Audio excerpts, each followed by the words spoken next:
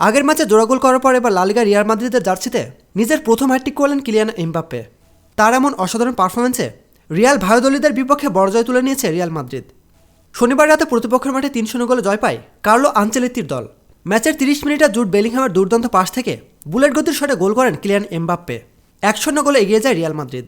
এরপর ম্যাচের নিয়ন্ত্রণ পুরোপুরি নেয় লস ব্রাঙ্কোজ।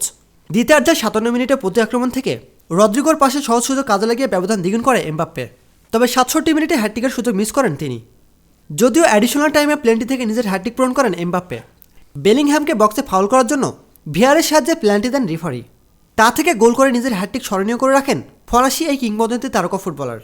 এ জয় লা লিগার পয়েন্ট তালিকার শীর্ষস্থান আরও মজবুত করল রিয়াল মাদ্রিদ। ২১ ম্যাচে তাদের সংগ্রহ ৪৯ পয়েন্ট। ২ নম্বরে থাকা অ্যাথলেটিকো মাদ্রিদের চেয়ে তারা এগিয়ে রয়েছে ৪ পয়েন্টে।